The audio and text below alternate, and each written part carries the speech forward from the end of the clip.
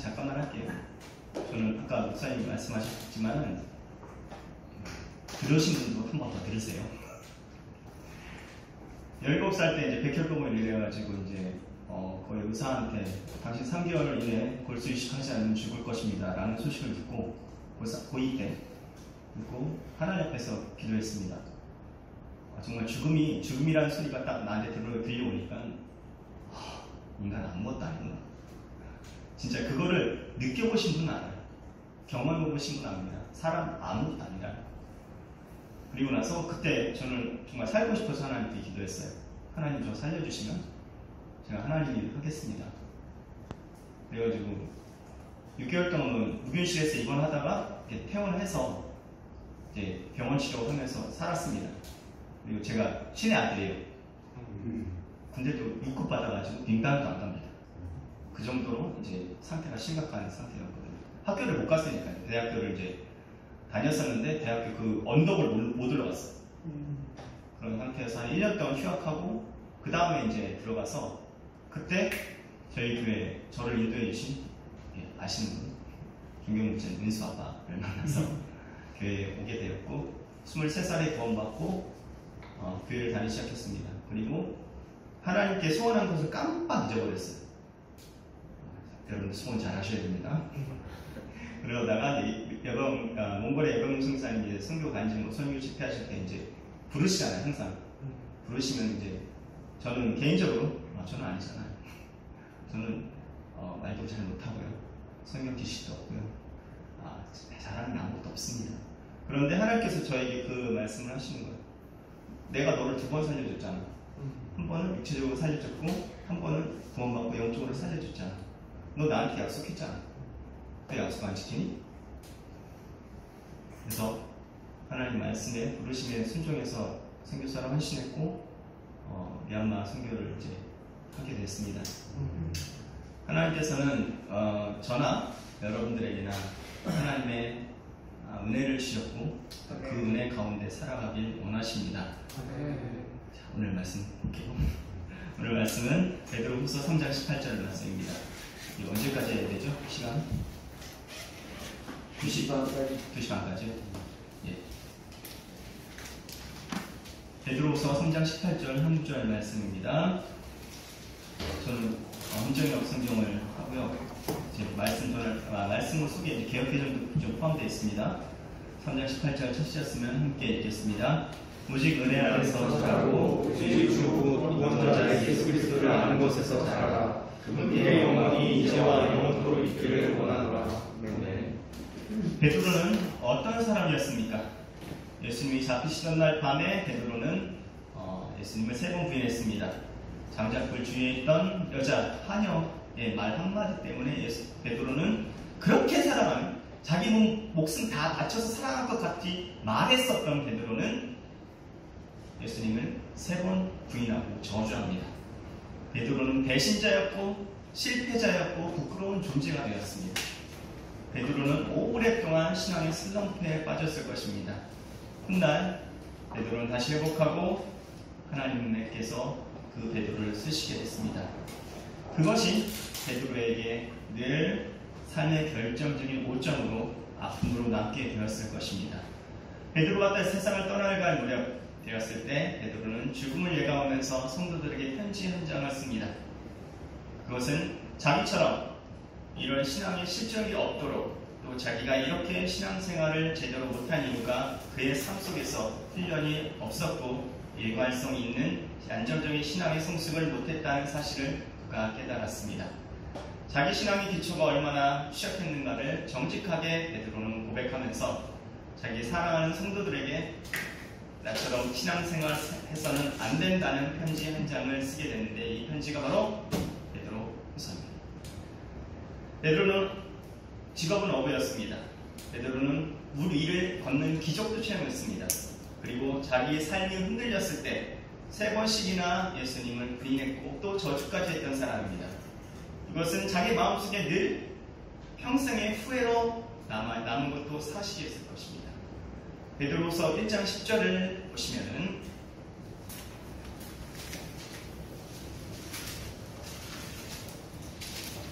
그러므로 형제들아 더욱 열심을 내어 너희를 부르신 것과 선택하신 것을 확보해야 하라. 너희가 이것을 행하면 결코 넘어지지 아니하리라 했습니다. 이 말씀 넘어지지 아니하리라를 개역개정 보시면은 실족하지 아니하리라 이렇게 말씀하고 있습니다. 베드로가 실족이라는 단어를 쓰고 있습니다. 실족. 너희를 부르신 것과 선택하신 것을 확보해야 하라. 견고한 신앙이 필요하다. 그렇지 아니하면 실족할 수 있다라고 표현지를 쓰면서 아마 뼈아픈 자신의 실족의 경험을 회상했을 것입니다. 베드로후서 1장 14절에 보시면 이는 우리 주 예수 그리스도께서 내게 보여주신 것 같이 내가 머지않아 반드시 이 장막을 벗어야 할 줄을 알기 때문이라. 베드로가 지금 죽음을 예감하고 있는 것입니다. 그래서 육체의 장막을 벗어날 때 그때가 가까이 오고 있음을 안 것입니다. 그 다음 절 15절에 보시면요. 베드로후서 1장 15절에 보시면 또한 내가 떠나간 뒤에도 내가 떠나간 후에라도 필요할 때는 이런 것을 생각나게 하기 위해서 내가 이 편지를 쓴다는 것입니다. 그래서 베드로후서는 베드로의 유언 같은 마지막 편지라고 할 수가 있습니다. 이 편지의 마지막으로 베드로가 강조한 것이 뭔 줄 아십니까? 그것이 본문입니다. 베드로후서 3장 18절 말씀 다시 한번 읽어보겠습니다. 오직 은혜 안에서 자라고 우리 주 구원자 예수 그리스도를 아는 것에서 어떻게 하라고 그랬습니까? 자라라 그랬습니다. 자라가라. 그 신앙의 성장이 자라감이 얼마나 중요한 것인가를 그는 여기서 부탁하고 있습니다. 일관성 있는 신앙의 성장, 이것보다 우리의 삶에서 더 중요한 것은 없다라고 베드로가 이렇게 강조하는 것입니다. 그런데 우리의 신앙이 매우 일관성 있게 그리고 건강하게 영적으로 우리가 성장하기 위해서는 무엇이 필요합니까? 오늘 사도 베드로는 자기의 일생의 경험에 비추어서 영적 성장이 절대적으로 필요한 두 가지 요소를 말하고 있습니다. 오직 은혜 안에서 자라고, 첫째로 은혜라는 단어를 씁니다. 은혜와 그 다음에 뭐죠? 예수 그리스도를 아는 지식에서 자라가라. 은혜와 지식, 이 두 개의 단어를 강조하고 있는 것을 볼 수 있습니다. 제가 제목 말씀합니다. 우리가 평생 붙잡아야 될 것입니다. 죄송합니다. 은혜와 지식, 이 두 개의 단어를 강조하고 있는 것을 볼 수 있습니다. 어떻게 우리 신앙이 제대로 성장할 수가 있을까요? 첫째는 은혜입니다. 즉 예수 그리스도의 은혜를 사모하셔야 합니다. 예수님의 은혜를 사모하셔야 합니다. 기독교를 기독교되게 하는 본질적인 메시지가 바로 은혜라는 단어 안에 들어있다고 저는 생각합니다. 은혜는 뭡니까? 은혜가 무슨 말입니까? 은혜란 받을 자격이 없는 사람들에게 베풀어지는 사랑입니다. 자격이 없는데, 사랑받을 자격이 없는데 죄를 범한 인간, 하나님의 저주와 진노를 받아 마땅한데 오히려 하나님이 그들을 받아주시고 용납하고 용서해 주시고 하나님의 자녀로 삼아주신다. 이것이 바로 은혜입니다. 에베소서 2장 8절 9절 말씀 여러분들 잘 외우실 거라고 생각합니다. 너희가 믿음을 통해 은혜로 구원을 받았나니 그것은 너희 자신에게서 난 것이 아니요 하나님의 선물입니다. 그 다음에는 무엇입니까? 행위에서 난 것이 아니니 우리의 행동을 들고 창조주 앞에, 심판자 앞에 설 수 있는 사람이 있습니까? 자기 행위를 들고 아무도 자신의 최선의 행위도, 나의 몸부림치는 나의 의를 추구하는 행위도 하나님 앞에서는 통하지 않습니다. 그런데 행위에서 난 것이 아니고 행위로 보면 주 앞에 설 수 있는 사람이 누가 있겠습니까? 주께서 받아주시고 용납하시고 용서하시고 그리고 하나님의 자녀로 우리를 삼아 주셨습니다. 이것이 놀라운 하나님의 은혜입니다. 여러분 믿습니까? 은혜, 그 놀라우신 은혜. 그런데 하나님의 은혜는 우리가 구원받은 것만 은혜가 아닙니다. 구원받은 것만 은혜가 아니고 우리가 일생을 살아가면서 우리의 삶 속에서 지속적인 하나님의 은혜들을 우리는 필요로 합니다. 그러나 구원받을 때만, 우리가 하나님의 자녀가 될 때만, 용서받을 때만 이 은혜가 필요한 것이 아니라 날마다 살아가는 삶에 있어서도 우리는 주의 은혜를 필요한다는 사실입니다.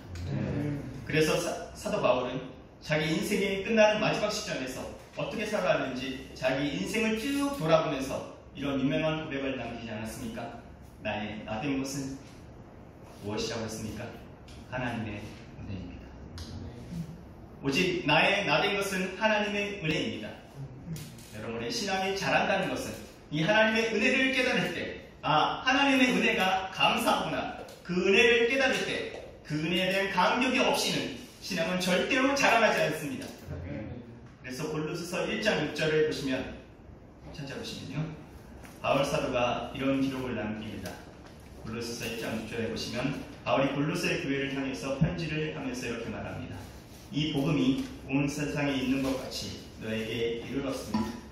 골로새 성도들에게 이 복음이 온 세상에 있는 것 같이 너희가 그것을 듣고, 복음을 듣고, 그 다음에 이런 말이 나옵니다. 하나님의 은혜를 안 그날부터 너희 안에서 열매를 맺는 것 같이 열매를 맺는도다. 우리 신앙의 열매를 맺고 자란다. 언제부터 자란다고 했습니까? 복음을 듣고 나서. 참으로 하나님의 은혜를 깨달은 날부터, 예수님의 복음을 듣고 참으로 하나님의 은혜를 깨달은 순간부터 무슨 이야기입니까? 아, 하나님의 사랑이 놀랍구나. 나 같은 죄인을 받아주시고 용서해주시고 구원해주시고 하나님의 자녀로 삼아주시다니 참 놀랍구나. 의 은혜를 깨닫는 순간부터 열매를 맺고 내 믿음이 자라가기 시작했다고, 이렇게 사도 바울은 고백하고 있습니다. 그렇습니다. 이 은혜에 대한 깨달음, 은혜를 깨달은 사람이 또 더욱 은혜를 사모합니다. 여러분, 어떤 마음이 은혜를 사모하는 마음일까요? 한 설교가가 이 은혜를 사모하는 마음 속에서는 세 가지가 있다고 말했습니다. 하나는 감사하는 마음, 이미 베풀어진 은혜에 대해서 감사하는 마음. 둘째는 의지하는 마음, 은혜를 주신 그분을 의뢰하는 마음. 그 다음에 세 번째가 기대하는 마음, 그분을 통해서 더 큰 은혜를 받을 것을 기대하는 마음. 이것이 은혜를 사모하는 마음의 토양이다라고 말했습니다. 여러분과 제가 좋아하는, 저만 좋아하는 분이지만, 한 찬송가의 가사는 이런 은혜를 사모하는 마음이 잘 나타나고 있습니다. 잘 아시는 찬송가 나 같은 죄인 살리시, 소위 어메이징 그레이스입니다. 이 찬송가에 보시면 나 같은 죄인 살리신 무엇입니까? 주님의 은혜 놀라워 고마워. 이것이 과거에 베풀어 주신 그 은혜에 대한 감사하는 마음이 있습니다. 뿐만 아니라 이제껏 내가 산 것도 주님의 은혜인데, 지금 내가 살아가고 있는 것도 그분 때문임을 알고 그분을 의지하는 마음이 나타나고 있습니다. 그러나 거기서 끝나지 않습니다. 이 찬송가에 보시면 또 나를 장차 무엇입니까?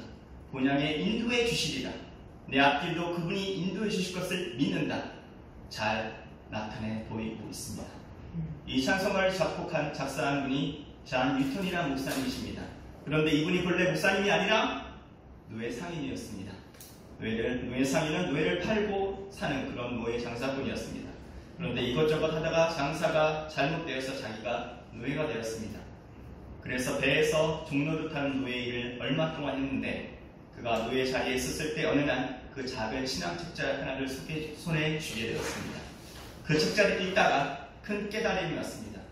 자기가 지금 노예 일을 하고 있지만 육체적인 노예보다 더 비참한 것은 자기가 죄악의 노예라는 것을 잔 뉴턴 목사님은 알게 되었습니다. 죄에 얽매여 가지고 죄에 끌려가는 내 모습, 그리고 하나님의 진노를 피할 수 없는 자기 자신의 죄의 사슬에 매여 있는 자기 자신의 모습을 보면서 자신의 비참한 운명을 이 사람은, 이 잔 뉴턴 목사님은 깨달았습니다. 그래서 그 책을 읽다 말고 기도합니다. 하나님, 어떻게 하면 좋습니까? 복음이 깨달아집니다. 내 힘으로, 내 노력으로, 내 결단으로 풀어버릴 수 없는 죄악의 사슬, 하나님이 그런데 예수님을 보내시고 내 죄를 담당하시고 십자가에서 보혈을 흘려주시고 예수를 믿는 자 죄사함을 받는다. 이 복음이 깨달아지는 그 순간 자기 마음속에 놀라운 자유가 임하게 됩니다. 하나님의 은혜가 얼마나 감사한지, 그가 붓을 들어서 작사한 것이 바로 이 찬송가입니다. 나 같은 죄인 살리시, 주 은혜 놀라워. 잃었던 생명 찾았고 광명을 얻었다. 그 잔 뉴턴이라는 목사님이 전도사가 되고 목사가 되어서 하나님을 잘 증거하는 사람의 삶을 살아가게 됩니다. 이런 은혜를 사모하는 마음, 이미 은혜를 깨달은 자, 내 인생의 앞길도 은혜 없이는 살아갈 수가 없다는 것을 우리는 진심으로 알아야 합니다. 주님의 은혜를 사모하는 마음, 사랑하는 여러분, 누가 신앙이 자라갈까요? 그것은 하나님의 은혜를 사모하는 마음에서 진정한 신앙의 성숙이 이루어질 수가 있습니다. 저와 여러분이 주의 은혜를 사모하는 사람들이 되시기 바랍니다. 하나님의 은혜를 사모하는 마음, 그래서 어떻게 신앙이 자랄 수가 있습니까? 첫째, 예수 그리스도의 은혜를 사모해야 됩니다. 그럼 두 번째는 무엇입니까? 저를 아는 지식 가운데서 자라가라. 두 번째는 지식입니다. 그래서 우리 신앙이 자라가려면 둘째로는 예수 그리스도를 깊이 알아가야 합니다. 저를 아는 지식 가운데서 자라가라. 둘째로는 예수 그리스도를 깊이 알아가셔야 합니다. 아직 부부가 되지 않은 형제님들 계시죠? 그렇지만 잘 좀 들어보세요. 부부관계가 성숙한다고 하는 것은 이렇게 말할 때는 부부관계가 성숙한다는 것이 무엇을 뜻할까? 부부관계가 참 아름다운 사랑 가운데 성숙해 갑니다. 그것은 다른 것이 아닌 것 같습니다. 그것은 서로를 알아가는 것입니다. 남편이 아내를 알아가고 아내가 남편을 깊이 알아갑니다. 알아가면서 더 이해하게 되고 아내가 남편을 이해하면서 사랑하게 되는 것이 아니겠습니까? 저는 아마도 베드로의 체험이 그러하지 않았을까 생각합니다. 베드로가 예수님의 제자들 가운데서 제일 먼저 부르심을 받았습니다. 수제자입니다. 그러니까 다른 제자들 앞에서 아마 어깨에 힘을 주었을 겁니다. 야, 예수님 내가 잘 알아. 예수님 내 말대로만 한다니까. 자기가 예수님을 잘 안다고 생각했습니다. 그러나 제자들 가운데서 주님을 가장 격렬한 언어로 저주하면서 부인했던 베드로가 아닙니까? 베드로가 실족하고 타락한 후에는 애써 예수님을 외면하고 피해서 도망다니지 않았습니까? 예수님을 알았습니까? 베드로가 자신의 실수, 자신의 상처, 자신의 실족에도 불구하고 예수님은 언제든지 나를 용납해 주신다, 이해하신다, 이런 예수님을 알았더라면 도망다닐 필요가 없었는데 그걸 나중에 베드로가 깨닫습니다. 그리고 베드로후서를 쓰면서 베드로후서 1장으로 다시 한번 돌아가시면 베드로후서 1장 2절에 베드로의 마지막 편지 첫 번째 부분에서 베드로가 어떤 단어를 애써 강조했는지를 한번 좀 보시기 바랍니다. 베드로후서 1장 2절 말씀입니다. 하나님과 우리 주 예수를 아는 것을 통해 은혜와 평강이 너에게 더욱 많이 있을지어다. 어떤 단어가 강조되어 있습니까? 하나님과 우리 주 예수를 무엇으로? 알므로. 하나님을 알아야 합니다. 예수님을 알아야 합니다. 알므로 은혜와 평강이 너에게 더욱 많을지어다. 계속 읽어보시면 그 다음에 8절에 베드로서 1장 8절 또 있습니다. 이것들이 너희 안에 있어 풍성하며 그것들이 너희가 우리 주 예수 그리스도를 아는 것에서 빈약하거나 열매를 맺지 못하는 자가 되지 아니하게 하려니와. 이게 훈증 버전이고요. 개역개정에서 이렇게 말씀하고 있습니다. 이런 것이 너에게 있어 풍족한즉 너희도 우리 주 예수 그리스도를 알기에 게으르지 않고 열매 없는 자가 되지 않게 하려 합니다. 저는 여러분들이 정말 열매 맺는 신앙이 되려면 예수님을 알기에 게으르지 말아야 합니다. 예수님을 아는 일에 게으르지 마시길 바랍니다. 게으름은 죄입니다. 게으르면 아무것도 할 수 없습니다. 잠언 6장 9절 11절에 6장 9절부터 11절에 말씀이 있습니다. 좀 더 자자, 좀 더 졸자, 좀 더 누워있자 하는 그 마지막은 어떻게 되겠습니까? 6장 11절에 내 빈궁이 간도같이 오며 내 공급이 군사같이 이르리라. 게으름은 우리를 망하게 하는 아주 못된 습관입니다. 중요한 건 게으르지 않고 부지런해야 한다는 겁니다. 제가 오늘 점심을 하면서 목사님과 대화를 하는 도중에 목사님이 자신은 하루에 5시간 이상 자지 않는 거예요. 여러분 몇 시간 자나요? 저도 찔렸습니다. 게으르지 말아야 합니다. 그래야지만 우리가 하나님의 신실한 일꾼이 될 수가 있습니다. 그리고 베드로가 힘써 무슨 단어를 강조합니까? 알아야 합니다. 그런데 어떻게 알 수가 있습니까? 저와 여러분이 예수님을 어떻게 알아갈 수가 있습니까? 이건 기초입니다. 기독교의 베이직입니다. 예수님을 알아가는 방법은 두 가지밖에 없습니다. 하나님 말씀으로, 하나님 기도, 말씀과 기도입니다. 첫째는 말씀으로 예수님을 알 수가 있습니다. 성경으로 예수님을 알 수가 있습니다. 이 성경책이 두껍지만 성경 전체의 메시지의 초점이 무엇입니까? 우리가 잘 아는 요한복음 5장 39절에 보시면 성경 기록들을 탐구하라. 너희가 그것을 안에서 영원한 생명을 얻는 줄로 생각하거니와 그것들이 바로 나에 대하여 증언하느니라. 누구에 대하여? 나에 대하여 증언하느니라. 성경의 단임 초점, 성경의 유일한 주제, 성경의 대주제의 핵심은 결국 누구입니까? 예수님입니다. 그러니까 성경을 알면 누구를 압니까? 예수님을 압니다. 그러므로 성경이라는 것은 주님의 객관적 정보를 제시합니다. 예수님의 객관적인 정보를 보여줍니다. 그런 성경을 안 읽고 어떻게 예수님을 알 수가 있겠습니까? 저는 이렇게 생각합니다. 성경과 나의 거리는 나와 예수님 사이의 거리다. 성경을 읽으셔야 합니다. 또 라떼 얘기하면 안 되는데 저 졸업하기 전까지 엄대성 목사님이 성경 3독인가 하라고 그랬어요. 정말 미친 듯이 했어요. 그게 그때는 힘들지만 마음속에 남습니다. 믿음은 어디서 들어온다고 했습니까? 믿음은 들음에서 나온다고 했습니다. 성경 읽으셔야 합니다. 기독교를 계시의 종교라고 말합니다. 계시란 말은 이상한 계시가 아닙니다. 하나님의 말씀으로 자신을 계시하셨습니다. 그래서 이 말씀을 통해서 예수님을 알 수 있게 되는 것입니다. 베드로는 놀라운 체험들을 많이 했습니다. 체험했다고 해서 베드로가 신앙생활을 경고하겠습니까? 아닙니다. 그걸 나중에 베드로는 깨달은 것입니다. 체험보다 더 중요한 것은 말씀입니다. 베드로서 1장 우리가 계속 다시 읽어보시겠습니다. 베드로서 1장 16절 보시면은 베드로서 1장 16절 보시면 우리가 너희에게 우리 주 예수 그리스도의 권능과 오심을 알려줄 때 교묘히 꾸며낸 이야기를 따르지 아니하였으며 우리는 그분 위엄을 눈으로 본 자들입니다. 우리는 주님의 놀라운 위엄을 눈으로 목격하는 체험을 했다는 것입니다. 17절 말씀 보시면 뛰어난 영광으로부터 이러한 음성이 그분께서 나서 이르기를 이 사람은 내 사랑하는 아들이라 내가 그를 매우 기뻐하노라 하실 때 그분께서 하나님 아버지로부터 존귀와 영광을 받으셨느니라. 하늘에서 나오는 하나님의 음성을 친히 들었다는 것입니다.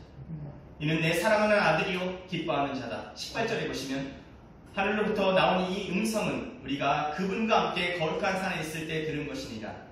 그래서 여러분 예수님의 놀라운 모습이 나타나고 있습니다. 그리고 예수님을 향한 하늘의 음성이 들려오는 체험 베드로가 어디서 했습니까? 변화산에서. 야고보 요한가 같이 올라갔다가 예수님과 올라갔다가 예수님이 누가 더불어 나타나셨습니까? 모세와 엘리야와 함께 나타나고 변화되고 하늘에서 음성이 나와서 내 사랑하는 아들이고 기뻐하는 자다. 얼마나 놀라운 체험을 했습니까? 그러나 이 놀라운 체험을 했음에도 불구하고 그 다음 절을 주목해 보시면 그 다음 절입니다. 19절 베드로서 1장 19절을 보시면 또 우리에게 더 확실한 대언의 말씀도 있으니 날이 새어 샛별이 너희 마음속에 떠오를 때까지 너희가 어두운 곳에서 비치는 빛을 대하듯 이 말씀에 주의를 기울이는 것이 바라는 것이다. 내가 이런 놀라운 체험을 하고 놀라운 소리를 들었지만 19절에는 우리에게는 더 확실한 예언이 있습니다. 이 말씀에 주목하는 것이 중요하다. 이 말씀이 무엇을 말합니까? 성경을 말하고 있습니다. 체험보다 더 중요한 것은 바로 성경 말씀입니다. 하나님의 말씀, 흔들림이 없는 말씀, 이 말씀을 가까이 하고 말씀을 읽을 때 우리가 정말 주님을 알게 되는 것입니다. 말씀을 붙들어야 합니다. 그리고 그 말씀을 통해서 주님을 사랑하시면 되는 것입니다. 그렇다면 어떻게 신앙이 자라갈 수 있습니까? 이 말씀을 가까이 하십시오. 성경을 가까이 하시기 바랍니다. 그럴 때 주님을 알아가는 놀라운 일들이 생길 것입니다. 두 번째는 무엇입니까? 말씀으로 또 하나 기도함으로 주님을 알 수가 있습니다. 부부관계가 성숙하기 위해서는 알아야 한다고 했습니다. 제가 말씀드렸습니다. 남편은 아내는 남편을 알아야 됩니다. 그 알아보는 방법 중에 하나가 연구하는 자세입니다. 일반적 부부들은 내가 결혼했기 때문에 남편이 아내를 잘 안다고 전제하지 말아야 합니다. 알아보세요. 어떻게 알 수 있습니까? 내 아내가 어린 시절에 어떻게 자랐는지, 어떻게 성장했는지 한번 자세히 알아보시고 어렸을 때 어떤 인간관계에 있는지, 어렸을 때 받았던 상처들, 그런 것들이 지금까지 영향을 끼치는 것들이 있습니다. 이런 것들을 잘 연구하면 내 아내가, 내 남편이 지금 그래서 이렇게 행동하는구나. 어떻게 됩니까? 이해가 됩니다. 또 기질들을 연구해 보시면 더 잘 이해가 됩니다.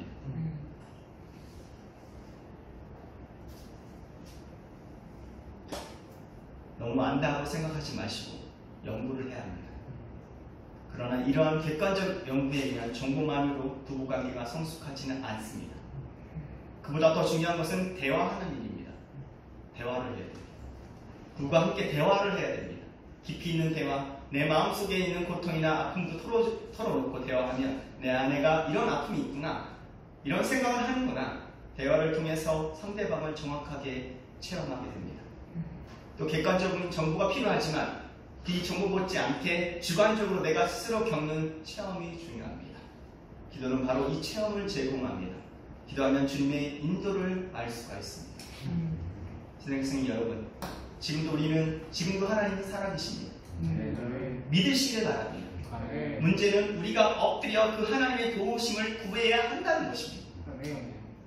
그리고 내게 다가오신 예수님, 그리스도의 임재를 얼마나 찾아야 합니까? 오직 주 예수 그리스도의 은혜와 저를 아는 지식에서, 여기서 안다라는 말이 객관적인 정보 차원이 아닙니다. 여기서 아는 지식이란 말은 헬라어로 체험적인 지식이란 말입니다. 체험적 지식, 그노세이란 헬라어 단어가 쓰여 있습니다. 기도하면 하나님을 체험하게 됩니다. 주관적으로 체험하게 됩니다. 성경을 통해서 예수님이 어떤 분인가 객관적으로 알았던 나는 이 말씀들을 붙들고 엎드려 기도하면서 주님의 임재를, 주님의 인도하심을, 주님의 살아계심을 내가 체험할 수 있게 되는 것입니다. 신앙은 남들이 하는 것이 아닙니다. 내가 해야 되는 것입니다. 내가 하나님을 만나고 내가 신앙의 영적 성장을 경험해야지만, 하나님을 경험해야지만 다른 사람에게도 그 간증을, 그 말씀을 전할 때 성령 충만함으로써 하나님의 대언의 말씀을 잘 전할 수가 있습니다. 영향력을 끼칠 수가 있다는 것입니다.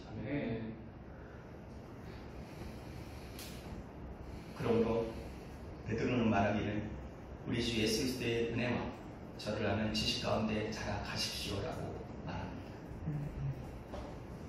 그리하면 영광이 이제와 영원까지 있을 것입니다. 여기서 영광이라는 단어, 하나님의 속성을 나타내는 단어입니다. 하나님의 영광이 하나님입니다. 예수님의 영광이 주님입니다. 그런데 기도하는 사람, 말씀을 보는 사람, 엎드려 주님을 만나는 사람, 주님과 교제하는 사람들에게는 하나님의 은혜와 주님의 영광을 경험할 수 있는 놀라운 삶이 약속되어져 있습니다. 우리가 인생을 살다 보면 베드로처럼 우리가 약해지고 흔들릴 때가 있습니다. 때로는 내가 예수를 믿으면서 예수님을 모른다고 부인하고 싶은 그런 충동이 날 정도로 때로는 인생은 잔인한 때도 있습니다. 어떻게 이길 수 있습니까? 어떻게 승리할 수 있습니까? 어떻게 우리가 크리스찬답게 살아갈 수 있습니까? 제대로 신앙이 성장해야 합니다. 하나님의 은혜를 깨달으셨다면, 아셨다면 이제 말씀을 보시고 연구하시길 바랍니다. 그리고 엎드려 기도하시길 바랍니다. 그리고 이렇게 기도해 보시기 바랍니다. 주님, 내가 주님께 은혜 있기를 원합니다. 주님의 더 큰 은혜를 잊고 싶습니다. 기도하며 살겠습니다. 말씀을 붙잡고 살겠습니다. 주님 저에게 주님의 영광을 저에게 보여주시고, 그래서 제가 이 삭막한 바람 부는 광야 같은 세상에서 당당하게 주님만 믿고 말씀을 선포하며 살아갈 수 있도록 주님 도와주십시오. 라고 기도하시면 좋겠습니다. 기도하겠습니다. 살아계신 하나님 아버지, 이 말씀을 받았습니다. 이 말씀을 붙들고 살겠습니다. 주님, 우리가 주님의 은혜를 잊길 원합니다. 저희들에게 주님의 은혜를 부어주시기 원합니다. 주님의 자비가, 주님의 사랑이 필요합니다. 이 사랑 없이는 저희는 아무것도 할 수가 없습니다. 하나님께서 저희들을 붙들어주시고 이 험악한 세상에서 하나님의 은혜를 붙들고 하나님의 말씀을 붙들고 하나님께 엎드려 기도하는 하나님의 사람들이 될 수 있도록 주님께서 저희들에게 성령 충만함을 허락해 주시고 하나님의 말씀도 허락해 주시기 원합니다. 예수님